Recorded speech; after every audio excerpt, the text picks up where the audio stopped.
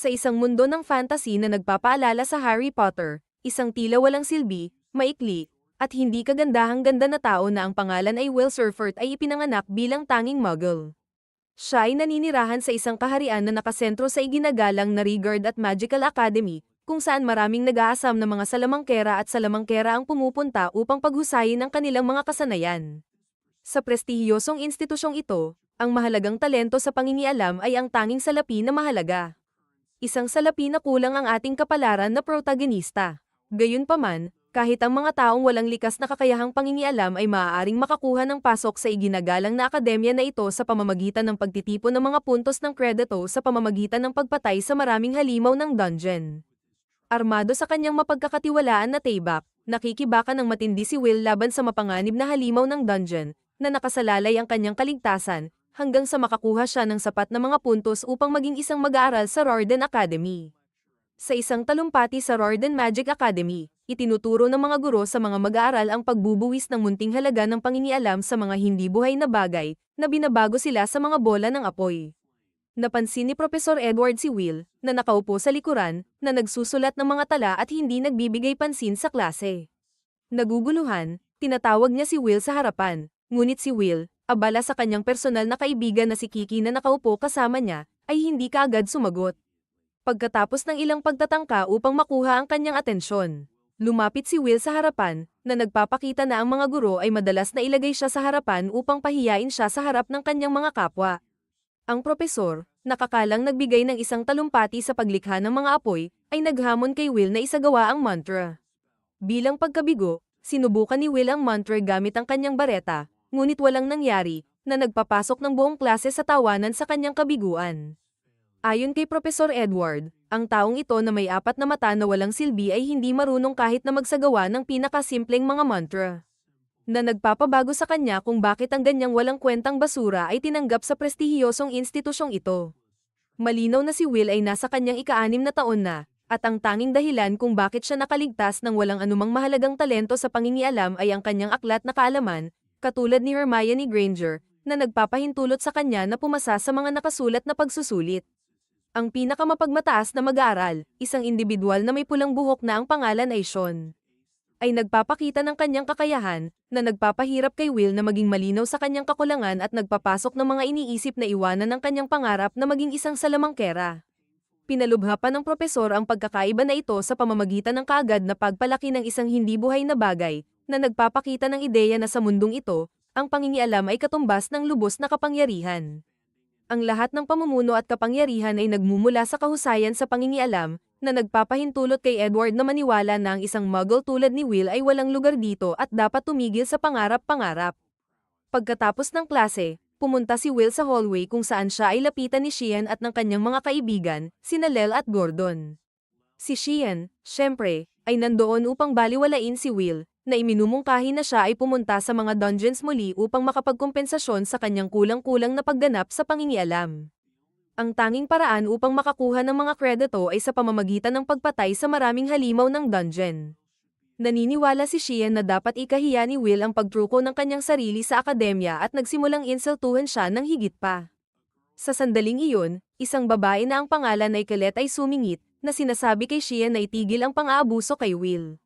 Naguluhan si Sheehan, hindi maintindihan kung bakit si Colette, isang tunay na talentadong salamangkera, ay ipinagtanggol ang isang kabiguan. Ipinapaliwanag ni Colette na hindi niya hinahatulan ng mga tao batay sa kanilang mga talento kundi sa kanilang karakter. Sa kanyang paningin, si Will ay mas mabait, mas matalino, at mas masigasig kaysa sa mapagmataas na si Sheehan. At hinihiling niya na itigil ang pag-insulto sa kanyang kaibigan. Inaamin ni Sheehan kay Colette na baka hindi siya kasing bait ng taong ito, ngunit hindi ito mahalaga sa isang mundo kung saan ang sumpang maghari. Habang siya ay tumatakbo palayo, kanya pang binibiro si Will na siya ay hindi kailanman magiging Magia Vendors. Ang Magia Vendors ay ang 5 pinakamalakas na salamangkero sa mundo, at nakikita ni Sheehan na nakakatawa na ang basura na may salamin na ito ay naniniwala na siya ay maaaring sumali sa kanilang hanay. Nang umalis na ang mga nambubuli, kinukonsulta ni Colette si Will, na ipinapaalalahanan siya na huwag magdamdam dahil may laging mga kritiko, anuman ang kanyang pagsisikap. Sumagot si Will na siya ay maayos at biglang nagkomento na siya ay swerte na may isang magandang kaibigan na nag-aalaga sa kanya. Namula si Colette sa hindi inaasahang papuring ito, at sinabi sa kanya na huwag siyang patuloy na nagugulo sa kanya gamit ang mga aksidenteng pick-up line. Nag-iisip si Will habang nakatingin sa malayo na puting tore, na iniisip ang kanyang pagdiriwang sa mga Magia Vanders na may pananagutan sa pagpapanatili ng langit. Paano ito nagkakahulugan? Noong una, ang mga tao sa mundong ito ay nabuhay sa walang hanggang kadiliman na nahuli ng mga langit na nilalang. Isang araw, 5 matapang na salamangkero ang tumayo laban sa mga nilalang at pinalaya ang mga langit. Ang mga bayaning ito ang unang Magia Vanders. Pagkatapos ng kanilang pagpanaw, ang susunod na mga henerasyon ay pinili ang 5 makapangyarihang salamangkero upang ipagpatuloy ang pamana na nagtatag ng isang karangalang tradisyon. Ang lahat sa kasalukuyang panahon ay pangarap na maging Magia Vanders. Sinabi ni Will kay Colette na tiyak na ang isa sa kasalukuyang Magia Vanders, si Albus Vina, ay nagmamatsyag sa kanila. Ngunit bakit niya partikular na binanggit si Albus? Noong bata pa si Will, si Albus ay kanyang kaibigan, at nagbahagi sila ng pangarap na umakyat sa tuktok ng tore upang maging Magia Vanders, ang tanging paraan upang mapanood ang paglubog ng araw. Sila ay nagkasundo na makamit ang pangarap na ito ng magkasama. Habang si Albus ay nagtagumpay dahil sa kanyang salamangkang talento, si Will ay nanatili sa ibaba ng tore. Ang pangako na ginawa niya kay Albus ang tanging bagay na nagpapahawak sa kanya sa tila walang katapusang pangarap na ito. Samantala, ipinatawag ni Professor Werkner si Will sa kanyang tanggapan at binigyan siya ng masusing pagbabara dahil sa paglalakbay niya sa mga dungeons nang walang pahintulot mula sa akademya. Ipinahayag ni Werkner na nag-alok si Will na makipag-away sa mapanganib na ikapitong palapag ng mag-isa upang makakuha ng karagdagang kredito at pinabatid sa kanya na huwag nang ipahamak ang kanyang buhay. Pagkatapos magbigay kay Will ng 2 karagdagang puntos na kredito, ipinaalaala sa kanya ng propesor na bago siya makaangat sa tuktok ng tore, kailangang umangat siya muna sa mas mataas na institusyon.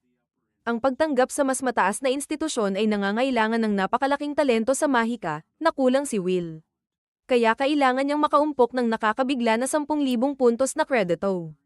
Naniniwala ang propesor na imposible ito para kay Will, kahit nalabanan niya mag-isa ang pinakamahihirap na mga dungeons. Nagdulot ito ng kalungkutan kay Will, kaya sinubukan ng propesor na palakasin ang kanyang loob sa pamamagitan ng pagmungkahi ng paraan upang makakuha ng mas maraming puntos na kredito, ang pagtatalo sa isang tiyak na monster na tinatawag na Baskerville sa ika-6 na palapag. Narinig ito ni Shiv mula sa koredor at agad siyang pumunta sa mga dungeons, determinadong talunin si Baskerville bago si Will at matiyak na hindi makakakuha si Will ng sapat na kredito para makapasa sa kasalukuyang semestre. Hindi naglaon, pumunta si Will at ang kanyang kasamang pusa na si Kiki sa ika-6 na palapag ng mga dungeons. Samantala, si Shian at ang kanyang 3 kaibigan ay siya ring nagsiyasat sa lugar, na naghahanap din kay Baskerville. Alam ng mga kaibigan ni Shian ang mga panganib na dala ng mga monster sa palapag na ito, kaya ipinahayag nila ang kanilang mga alalahanin. Bilang tugon, ipinaalaala sa kanila ni Shian na siya na ang isa sa mga elite na salamangkero ng kanilang panahon at pinabatid sa kanila na anumang karagdagang pagdududa ay haharapin ng matinding parusa. Ipinapakita ni Shian ang kanyang mga motibo, na ipinapaliwanag ang kanyang determinasyon na tiyaking magtatagumpay si Will. Naniniwala siya ng buong puso na ang sinumang hindi makakagamit ng mahika ay walang karapatan kahit lang banggitin ang Magia Vanders. Lubhang nakakasakit sa kanya ang pangarap ni Will na sumali sa kanilang hanay. Paulit-ulit na ipinapalam ni Shian sa kanyang mga kasama na ang tanging target nila sa dungeon na ito ay si Baskerville. Sa sandaling iyon, may isang matapang na manggagawa ang lumitaw, na itinaboy ang isa sa mga alipin ni Shian gamit ang isang suntok lamang. Pagkatapos, inakbayan ng manggagawa ang isa pang alipin, na sumisigaw sa takot. Narinig ni Will ang mga sigaw mula sa malayo, at agad na na-realize na may nasa panganib.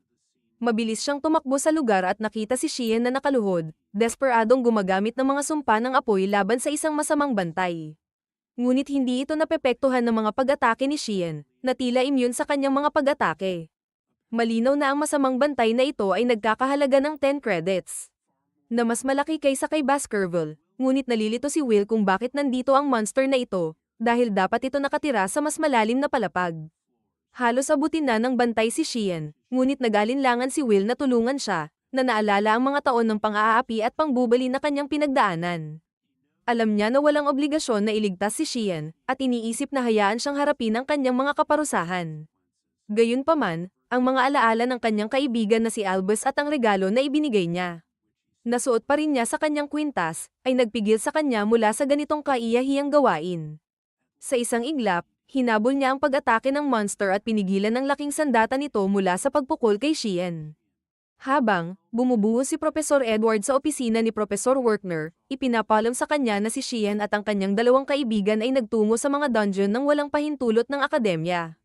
Ipinapalam ni Edward na kung sila ay masaktan, maaaring makaharap ang akademya ng problema. Dahil si Xian at ang kanyang mga kaibigan ay kabilang sa mga makapangyarihang pamilyang noble. Hinihikayat niya si Werner na kumilos agad at hanapin sila bago pa sila mapahamak. Nagpa siya si Werner na gamitin ang kanyang pamilyar upang hanapin si Xian, ngunit una niyang tinanong si Edward kung alam niya sa anong palapag sila nagtungo. Ipinaalam ni Edward na si Xian ay nasa ika-6 na palapag, na nagpapahiwatig kay Werner na nagtungo si Xian doon upang komplikahin ang mga bagay para kay Will. Gayunpaman, naniniwala siya na hindi na nila kailangang mag-alala, dahil itinuturing niya na si Will ay sapat na kapabilis na tulungan si Xian at ang kanyang mga kaibigan. Ginagamit ni Werner ang kanyang crystal ball upang makakuha ng biswal kay Will at ipinakita kay Edward ang patuloy na labanan sa pagitan ni Will at ng malaking Sentinel. Pinipigilan ni Will ang lahat ng mga pag-atake ng Sentinel at kahit nagkakaroon siya ng ilang magagandang sagasaan dito, nakakaputol siya ng ilang daliri nito. Suot-suot ang goggles na ibinigay sa kanya ng kanyang minamahal na kaibigan, patuloy na lumalayo si Will sa mabibigat na pag-atake ng monster at agad na lumapit dito. Pumapasok siya sa likod ng monster at tumalon sa kanyang likod, saksak niya ito sa leeg. Si Xian, na panoorin ang labanan na ito sa buong panahon, ay nakabukas ang kanyang bibig dahil hindi niya maniniwala na ang lalaking iyon na akala niya ay isang lubos na mahina ay nakikipaglaban mag-isa sa isang monster na hindi niya. Na isang elite na mage, mapapahamak. Napakaraming ginawa ni Will na kahanga-hanga. Sa pamamagitan ng paningin ni Kiki, nakita ni Edward ang labanan sa pagitan ni Will at ng Sentinel, at na-realize niya rin kung gaano niya napababa ang bata at nagsisisi siya na pinahiya niya ito noon. Si Werner, ang tanging propesor na tinanggap ang mga talento ni Will sa pagwawasiwas ng Tayback, sinabi kay Edward na si Will ay isang outlier. Kahit siya ay isang mage, may kapangyarihang natural siya at lakas. Malakas ang katawan niya gaya ng isang dwarf, at hindi lamang iyon, ang kanyang kahanga-hangang kakayahang mag-obserba ay nagpapahintulot sa kanya na gumawa ng mga estratehiya na nakakatulong sa kanya na manalo laban sa kanyang mga kalaban. Sa ganitong mga talento, pinutol ni Will ang isang kamay ng di matatalo na monster at pinawalang bisa ito. Kumuha siya ng malaking pedang ng monster at ginamit ito laban dito upang patayin ito. Sa mundong ito ng mahika, si Will ang tanging lalaki na malakas at karapat-dapat maging isang mandirigma. Pagkatapos ng pagtatagumpay sa monster, agad na pumunta si Will kay Xian at tinanong kung siya ay ligtas. Si Xian, na may sugat pa ang kanyang pagkatao, ay galit na galit at ginigit niya ang kanyang sariling labi sa pagkakainis. Katulad ni Xian, si Professor Edward ay hindi handang tanggapin ang mga lakas ni Will at umalis sa opisina ni Werner na may pagdududa. Kinabukasan, ipinatawag ni Professor Werner si Will sa kanyang opisina.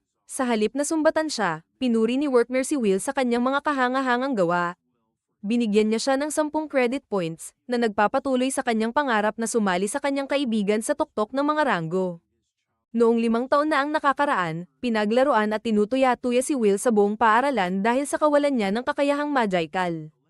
Ayon sa balita, ang kanyang pagpasok sa paaralan ay dahil lamang sa kanyang pagkakaibigan kay Alaria, na noon ay naging isang magi ng Vander. Nang siya'y umakyat, nawala ang pagpapanggap na mabait ng paaralan kay Will. Bagamat patuloy siyang tinutuya, nagpatuloy si Will ng masipag tungo sa pagtatapos. Kasama ni Werner si Will nang pumunta siya sa ulo ng paaralan para sa pagsusuri. Kung saan nagdududa ang ulo sa pagiging angkop ni Will sa paaralan. Gayunpaman, nang siya'y subukin nito gamit ang espada laban sa kanyang mga salamangka ng apoy, madaling naiwasan ni Will ang bawat isa, na lubos na nagulat ang ulo. Nagdesisyon siyang payagan si Will na manatili at magtrabaho sa paaralan, na nagulat si Anne, na hindi inaasahan na ganoon kadali siya pasusweden. Habang wala man lamang si Will ng mahika, natagpuan ng ulo na nakakagulat ang kanyang presensya at inaasahan ang kanyang mga kontribusyon. Hiniling ni Will na maaaring makipag-ugnayan siya kay Ali kapag siya'y lumakas na. Pinagbawalan siya ng ulo na dapat siyang magsikap ng masipag at harapin ang mga hamon ng matapang, nang walang garantiya. Gayunpaman, habang umalis si Will, nag-isip siya sa kasiglahan ng pagmamasid sa mga hinaharap nitong tagumpay. Sa kasalukuyang araw, dumalo si Will sa klase ni Werner kung saan ang paksa ay ang Tower of Magic. Ang pag-akyat sa tuktok ng tower na ito ay nangangahulugang pag-akyat sa pinakamataas na antas ng Upper Institute upang maging isang Mangi Vander. Sa kasalukuyan, mayroong dalawang paraan upang makamit ito, o kaya'y bumuo ng isang bagong uri ng mahika o kumolekta ng higit sa 7,000 kredito. Dahil sa kakulangan ng mga bagong pag-iisip sa mahika, karaniwang nakatuon ang mga mag-aaral sa pagkuha ng kredito. Sa kanilang remedial na klase, kasama si Will, ang banta ng pagkabigo sa akademiko ay malaki. Pagkatapos ng mga klase, nagsama-sama sina Colette at Will. Tinanong ni Colette kung paano nararamdaman si Will dahil sa kilalang mahigpit na mga klase ni Werner. Sumagot si Will na bagamat mahigpit si Werner, siya'y nagpapasalamat na siya'y mabait na nagbibigay ng mga remedial na klase, dahil karamihan sa mga guro ay hindi gagawin ito.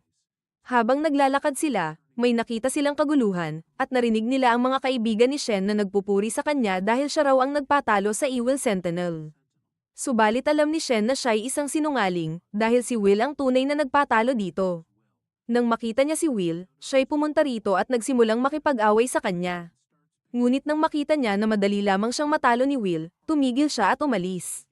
Nang umalis si Shen, tinanong ni Colette si Will tungkol sa mga kaganapang nangyari kamakailan sa pagitan nila. Kinumpirma ni Will na may naganap nga silang pagharap. Samantala, pumasok ng mabilis si Edward sa opisina ng ulo ng paaralan na si Cauldron, at nanghihingi ng agarang pag-alis kay Will. Tinanong ni Cauldron ang biglang pag-uugali, na natatandaan na nasa huling taon na si Will at hindi maaaring palakasin ng walang dahilan. Matindi ang argumento ni Edward na si Will, isang mandirigma na walang mahikang kakayahan, ay hindi dapat nasa akademya, lalo na kung sumusubok siyang magtagumpay sa mga salamangkero. Sinagot ito ni Cauldron sa pamamagitan ng pagpapakita ng kahusayan ni Will sa akademikong talaan, na nagpapakita ng kanyang natatanging pagsulat at malalim na ulat sa mahika. Kahit nakulang siya sa kakayahang magical, si Will ay isang modelo ng mag-aaral. Ipinahayag niya na kung nanay si Will na maging isang Manggivander. Maaaring siya ay magtagumpay sa anumang propesyon, na tumutugma sa misyon ng akademya na magpalago ng kaalaman para sa Faded Day. Ipilit ni Edward na ang ambisyon ni Will na maging Manggivander ang problema, isang damdamin na tinanggap ni Cauldron. Upang malutas ang pagkakabalintunaan, iminungkahi niya na si Edward ang personal na susuriin si Will, at kung sakali mang hindi ito pumasa sa pagsubok ni Edward, maaari niyang ipagpatuloy ang pag-alis kay Will. Tinanong ni Edward ang desisyon ni Cauldron na ipagkatiwala ang tadhana ni Will sa kanyang pinakamatinding kritiko. Na kanyang sinagot na oo, na iminungkahi na maaaring magdagdag ng isang kapanapanabik na dimensyon, na si Will ay susuriin ng kilalang Dark Viper. Bumalik sa panig ni Will, siya ay naghahanda para sa kanyang susunod na klase at hiniling kay Colette na tulungan siyang buksan ang kanyang locker. Masaya siyang ginawa ito, at humingi siya ng paumanhin dahil palagi niyang hinihiling ito sa kanya dahil hindi niya magamit ang mahika. Sinabi niya na hindi niya yun inaalala, ngunit pagkatapos ay napansin niya ang espada ni Will sa locker niya at tinanong siya kung nagpapatuloy pa rin siya sa pagsasanay nito. Sinabi ni Will na nagpapatuloy siya, ngunit hindi siya binigyan ng pahintulot na gamitin ito habang nasa paaralan, at sa kanyang kwarto, hindi pinapayagan ng kanyang roommate na gumawa ng anumang mapanganib. Pagkatapos, pumunta sila sa aklatan upang mag-aral ng magkasama, at lubos na sineseryoso ito ni Will kahit na natutuhan na niya ang paksa noon pa. Sinabi sa kanya ni Colette na huwag masyadong mag-alala dahil nasa tuktok na siya ng klase sa pagsulat, ngunit sinabi ni Will na kailangan niyang patuloy na pag-aralan ng husto dahil hindi niya maaaring mawala kahit isang kredito. Bukod dito, natutuwa siya sa pag-aaral ng kasaysayan mula sa pananaw ng ibang lahi. Nakakuha si Will ng inspirasyon mula sa di nagpapabagong determinasyon ng mga dwarf laban sa makapangyarihang mga salamangkero. Pagkatapos, napansin ni Colette ang isang hibla ng puting buhok sa ulo ni Will, na itinuturing na dahil sa kanyang pagod. Nang biro, inaalok niya na burahin ito, kahit na human gal si Will. Nahinto ang kanilang banter nang biglang dumating si Edward, na tinawag si Will sa spell hall ng mag-isa. Na nagpapahiwatig ng pangangailangan sa kanyang presensya. Pagdating ni Will, hinaharap siya ni Edward na nag-aalok ng isang espesyal na remedial na klase, bagaman may mga bahagi ng pagdududa. Nagulat si Will sa alok na ito, na nakaramdam ng may mali. Ipinaklarado ni Edward na ang sesyon ay isang pagsubok sa kakayahan ni Will, na nagpapaputok ng babala upang bigyang diin ang kahalagahan nito. Ipinahayag niya ang mga tuntunin, kung makakakuha si Will ng matagumpay na suntok, makakakuha siya ng 5 spellwork na kredito. Ang kabigwang ito ay magreresulta sa agarang pag-alis. Kaya, sinimulan niyang magbato ng mahika upang talunin si Will. Samantala, si Werner ay tinawag sa opisina ni Cauldron, at humihingi siya ng paumanhin sa pagtawag sa kanya sa ganitong maikling panahon, ngunit inisip niya na dapat malaman ni Werner ang ginagawa ni Edward. Ipinamalas niya kay Workmer ang pagsubok na ibinibigay ni Edward kay Will, at ipinagbabawal niya si Workmer na makialam sa anumang dahilan. Naniniwala siya na tama lamang napayagan si Edward na matupad ang kanyang kahilingan dahil nakuha rin ni Warner ang parehong kahilingan na subaybayan si Will. Gayunpaman, sa palagay ni Workmer ay masyadong mapang-api na payagan si Edward, sa lahat ng tao, na maging ang nagsusubok kay Will dahil siya ay isang taong halos naging Mangyvander. Maaaring nabigo siya, ngunit mayroon pa rin siyang kapangyarihan na katumbas ng isa, kaya nasa malubhang panganib si Will sa ngayon. Sa ngayon, nakaiwas si Will sa mga mahika ni Edward, ngunit ginagamit lamang ni Edward ang mababang antas na itim na mahika. Hindi makapaniwala si Will sa dami ng kapangyarihan na ipinapakita ni Edward. Kailangan ni Will na lumaban, kaya sinubukan niyang tumakbo pabalik kay Edward at magpatong ng sipa, ngunit madaling nakahadlang ito ni Edward sa pamamagitan ng isang panangga. Masyadong malakas ang panangga para masira ni Will ng walang armas, at tinawag siya ni Edward na walang pag-asa dahil akala niya maabot niya ang panangga gamit ang isang sipa. Nagpalabas si Edward ng isang nakamamatay na putok, na nagpahiwatig kay Will na bumagsak paatras. Lubos na nalilito, nagsimula si Will na mag-alala sa kanyang pagkakataon sa tagumpay. Na nakaramdam na napakalakas ni Edward. Ipinahayag ni Edward na kikilalanin niya ang dalawang mahika lamang, isa para sa pag-atake gamit ang apoy, at isa pa para sa depensa laban sa mga direktang pag-atake ni Will. Binigyang diin niya na ang pagkakaroon ng kahit isang mahika lamang ay maaaring lumampas sa 1,000 pang mas mababang kasanayan. Samantala, nagbato siya ng mahika gamit ang apoy, na malinaw ang intensyon kay Will, na alam ang mga kahihinatnan kung matatamaan siya nito at sinubukan na tumakas. Sa kabila ng pagsisikap ni Will, tumama ang putok ni Edward, na makikita ang kanyang kasiyahan na tila nagpapatugtog ng isang simponya kasama ang mga sigaw ni Will. Habang nakahiga si Will sa lupa, napagtanto niya na hindi niya maaaring manalo sa kasalukuyang kalagayan niya. Ang kanyang iniisip ay ang kanyang espada isang potensyal na pantay-pantay laban kay Edward. Samantala, sa labas ng spell hall, si Colette, na nag-aalala kay Will matapos siyang tawaging mag-isa ni Edward, ay nagsisikap na ayusin ang kanyang mga gamit sa kanyang locker. Biglang pumasok si Kiki Kane, na may laso ng dugo ni Will sa ron, na desperadong hinahanap ang espada ni Will na nakaimbak sa kanyang locker. Kaya naiintindihan ni Colette na may nangyaring masama kay Will at binuksan ang kanyang locker upang makapunta at ibigay sa kanya ang kanyang espada. Habang nakahiga si Will sa lupa, dahan-dahan na lumapit si Edward sa kanya habang sinasabi na hindi makakaasa si Will na maging Mangyvander kung hindi niya magagawa ng paraan na talunin siya dito. Palaging nangingibabaw ang mahika, kahit pa noong nakaraan nang pumunta ang mga dwarf sa digmaan kasama ang mga mage laban sa isang hukbo ng 10,000 dwarf, lahat ng kailangan ay isang mage upang wasakin silang lahat. Ang espada ay hindi kailanman makakapantay sa bareta, ngunit kahit na ang mga panganib ay hindi matatapos, gusto pa rin ni Will na maging Mangyvander. Gagawin niya ang anumang kailangan upang makamit ito. Hindi maintindihan ni Edward kung bakit gagawin ni Will ang ganitong mga hakbang upang maging isa. Kaya tinanong niya kung may isang marangal na layunin si Will na nais niyang makamit. Kaya, sinabi ni Will sa kanya na nais niyang maging kasama ng babaeng minamahal niya. Ngunit sa palagay ni Edward, tanga ang dahilan na iyon. Maaaring makakatawa ito kay Edward, ngunit gumawa si Will ng pangako kay Elfie, at anuman ang mangyari, gusto niyang makita ang paglubog ng araw kasama niya. Sa sandaling iyon, dumating si Colette sa spell hall at ipinukol ang espada ni Will sa kanya, at ngayon na siya ay may armas. Nakakontra na si Will sa mahika ni Edward na apoy. Nagtaka si Edward sa kakayahan ni Will na makasira sa mahika, na itinuturing na natatanging katangian ng espada ni Will. Gayunpaman, nanatiling determinado si Edward na ipakita ang kahinaan ni Will kumpara sa isang mage. Bagamat natatakot si Will sa mga apoy ni Edward, alam niya na ang harapin siya ang tanging paraan para makapagpatuloy. Buong tapang na tumakbo siya kay Edward, mahusay na nakaiiwas sa bawat pag-atake hanggang sa makarating siya sa distansya. Sa isang makapangyarihang suntok, nalagpasan ni Will ang hadlang ni Edward, na nagdulot ng isang pasa sa kanyang pisngi. Pagkilala sa kasanayan ni Will, ipinahayag ni Edward ang kanyang pagkatalo at ibinigay sa kanya ang 5 kredito. Pagod, bumagsak si Will mula sa pagsisikap, na nagpapabilis kay Colette na tumakbo sa kanyang tabi upang ipagdiwang, bagamat nakatulog na si Will. Pinuri ni Cauldron ang estratehiya ni Will, habang ipinuri ni Workmer ang kanyang tactical na katalinuhan sa pagsasamantala sa mga bulag na spot at pagsuporta sa mga depensa ni Edward. Sang-ayon sila na ang espada ni Will ay nagpapakita ng pangako, na nagmungkahi na maaaring mayroon nga siyang kakayahan upang makamit ang kanyang pangarap na maging Mangyvander. Sa ganitong paraan nagtapos ang 2nd episode.